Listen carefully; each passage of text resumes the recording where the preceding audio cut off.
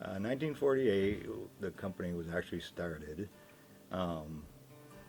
Mr. Derringer from St. Albans actually asked my grandfather to build him a house, and that's how they actually started out. And they were mostly residential for the first few years, and then in 1956 they became incorporated, and then started to focus more on commercial work. I graduated from high school in 1955, and I was actually dating Mike Adams, and his father had this construction business, and he was looking for some clerical help, and so I applied for the job, and I was there for a long time. Started out, my grandfather started the business, and then his three sons took it over. Then my brother and I took it over. I remember going up and having to mow the lawn at the office when it wasn't the office it is now. It used to be a trailer down by, right next to Grandma and Grandpa's house. It used to be an old office trailer.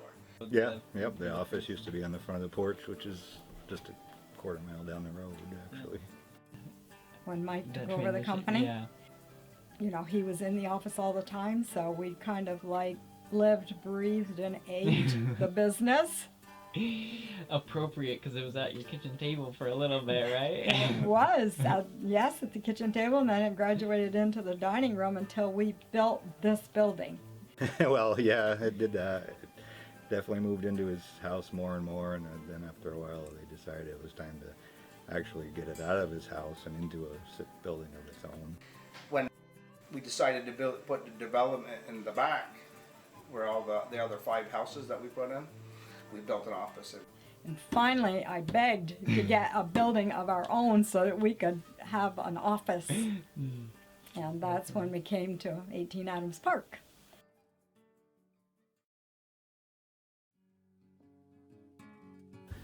We employ approximately 10 to 20 people depending on the workload. Our goal is to keep our employees with a roof over their head and a comfortable living condition. Well, they provided trucks and paid for the insurance on the trucks and the gas and everything, and the maintenance, of course, on the vehicles, and health insurance, which is a huge thing today. Well, I do know that most of our employees have been with us for over 10 years. So, I mean, we got Ed Burley's been with us for almost 30. Evelyn's been with us for 30. Matt Ladd's been with us for over 20. Jim Kenneth has been with us for 20. I mean, and Schuster's been with us for over 20. So it's a lot of people. And, you know, Evelyn being one, and we built her house here in the development where the office was, and I took a liking to her right away. And so I asked Mike if maybe we couldn't ask her if she'd like a job part-time. I started working in June 1983. Being here is different than being in a lot of other jobs because it's like I acquired another family, sort of, you know. I mean, it's not the kind of experience you would have in a lot of businesses, which is too bad. We just added something to the whole work day. You develop a relationship, and you know, when you trust people to work for you, and to be able to share your life with people that you trust and you care for. I don't know, I'd like to think that we'll just keep going and be able to keep providing comfortable lives for the people that work for us. That's our ultimate goal.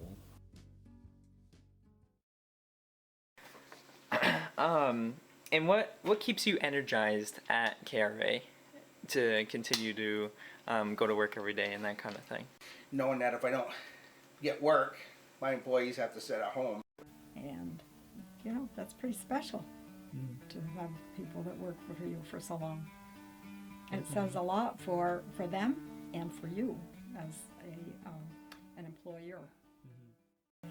It's a very comfortable interaction, I think, and we all have our own little niche where we work and what we do, and every once in a while they overlap because it's so small. We all wear a lot of hats, I guess, you know. But. And then later on in life you might drive around and, you know, go by these buildings that you built many years ago and just remember that, and it still gives you a sense of